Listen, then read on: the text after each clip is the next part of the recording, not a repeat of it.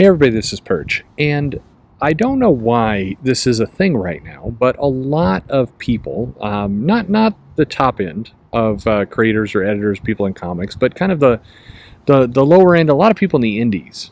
Like I noticed Joe Glass, who has that book, The Pride Out. Heather Ontos, who's working at at IDW now. They seem very obsessed with making this point that comic books is not the customer service industry. And I guess I've seen other people have commented on this, pro and con. I've seen a number of other creators like Clapback and, well, sorry, not Clapback, but, retweet with like, yes, you are exactly right. And my question is, why is this a argument we're having? Because it's a weird argument. I think that, it's a weird thing to say out of nowhere that comics is not the customer service industry, because outside of a small handful of people, nobody really thinks that in the first place. And when I say thinks that, maybe that's the problem, because nobody is really going out there saying, hey, here's what comic creators need to do. They need to sit patiently by the desk. They need to go online, open email. They see somebody saying something like, you need to draw ninjas with boobs. And then the creator's like, all right, now I know what I have to do today, and just let's get to drawing them boobs.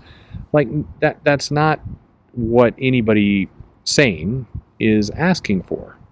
I think that there's critique. Some of it's done elegantly and some of it's done clumsily, where, and some of it's done hatefully too. I'm not doubting it, but like somebody saying, hey, this comic sucks. I hate this story. I hate what has been done to Mr. Fantastic. He's got a beard now. Whatever it happens to be, there's always something that somebody is ticked about. But that has nothing to do with customer service either. That's just somebody being pissed about something. And if the person is pissed about it, you can choose to ignore it. You can choose to respond to it. You can do whatever you want with it, I suppose. But this need for somebody out of nowhere, because I think somebody said, what's something that people misunderstand about your job? And a few of people in comics, retweeted with that people think it's a customer service industry. Ha ha ha ha. And it's like, it's a weird flex, because there's no point to it. In many ways, comics is a customer service industry in the sense that, it's judged on creating work people will pay for. And if you are polite and kind and you cultivate an audience, whoever that audience may be, by the way, if you realize, you do the Excel spreadsheet, you do the math, you get all your numbers down, you call in your finance guy, he comes in, he's like, you know what, all you need to do in order to be a wildly financially successful, all you need to do is get every single LGBTQ fan to buy your comic, and then you're going to be made. It's like, all right. So then, therefore, if that was your mission, you would give the best customer service possible to every LGBTQ fan in order to get them to buy your book, in order to achieve those financial dreams, right? I don't know that I'd call that customer service in the sense of like you work for a fast food industry customer service. It's not like working for McDonald's, but there certainly is an aspect of customer service about it. Of course there is, and it's true for everything. If you work for Marvel and you're hoping to, maybe you've got that Black Bolt miniseries and you're hoping to get that job on Spider-Man, you got to cultivate an audience. You got to get some people who are clamoring for you. You got to get your numbers of your book up. That's how it works. Now, you have a couple of options to do that. You can just you can write your stuff. You can be so confident in your own ability, so egotistical, that you can just be the world's biggest a-hole, and still doesn't matter. The quality of your work is so good, everyone will buy it, and you'll be a huge success. You get that Spider-Man book. Alternatively, probably smarter, more pragmatically, you could go out there and you could, really cultivate an audience. Try and be the nicest guy in the room, or woman, whatever it happens to be, and get a bunch of people saying, wow, this person is really great. A good example of this might be a guy like Chip Zdarsky, who is prone to write very navel-gazing stuff and also awesome stuff. If you look at his Daredevil and you look at that one shot he did for Donny Cates' crossover, or what he does for Sex Criminals, some radically different stuff. Now, I think somewhere in Chip Zdarsky's brain, he understands that, if he's going to write a mainstream book, i.e., Daredevil, or the 2-in-1 Fantastic Four book that he did for a period of time, or this What If Spider Shadow book, all those were excellent. He knows that he needs to kind of deliver to the people who are going to buy those books to the best of his ability. If he does that, then he gets bigger profile books. He gets some guaranteed cash. His name goes up. Great stuff. And then he also knows that he can go off and he can write a story where, he is meeting himself in comic book form, in crossover. I mean, he probably wants to write some of that wacky stuff, some of that more introspective stuff, some of the stuff that he knows is going to appeal to a smaller audience. And he knows that his opportunities to do that get higher if he delivers on the big name stuff. This is just common sense.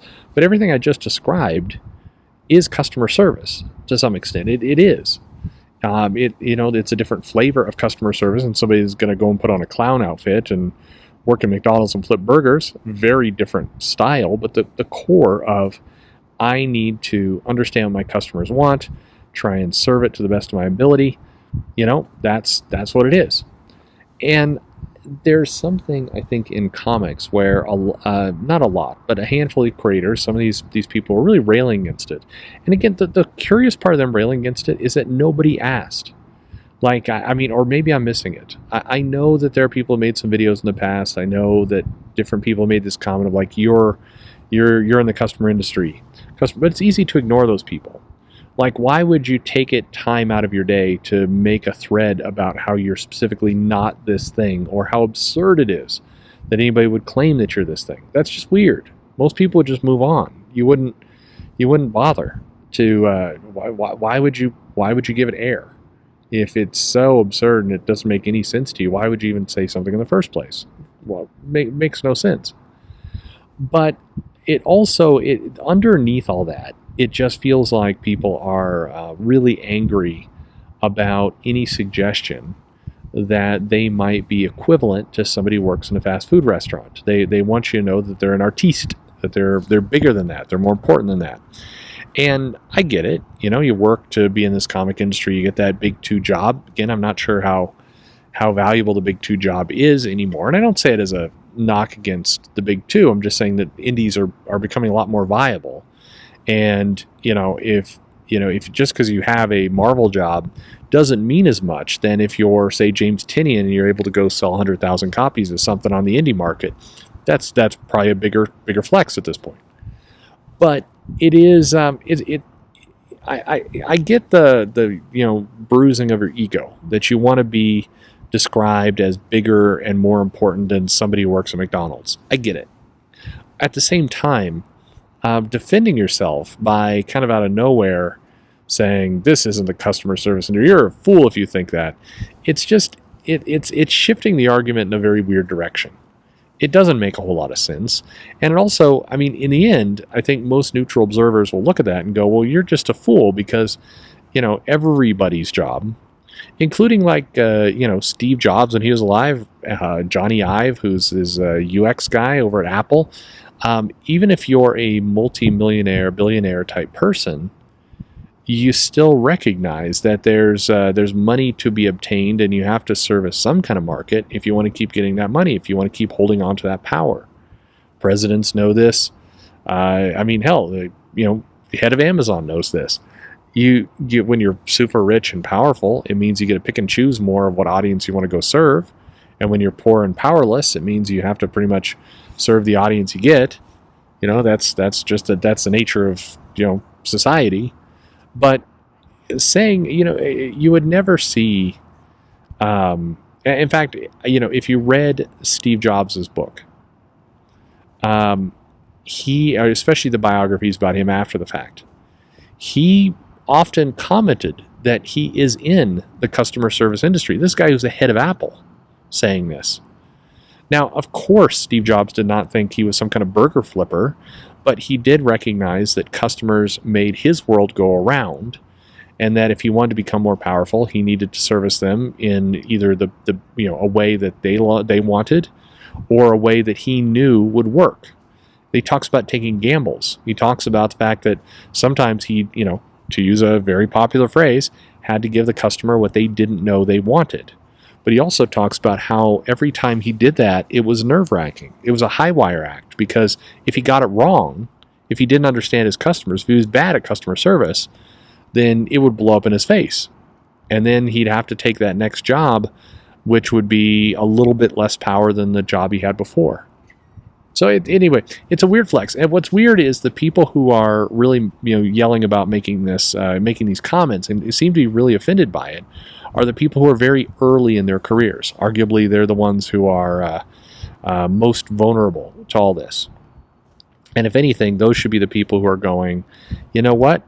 It offends me when somebody compares me to a McDonald's worker, but this is one I'm going to kind of swallow and keep to myself, because there's nothing to be gained from the fight.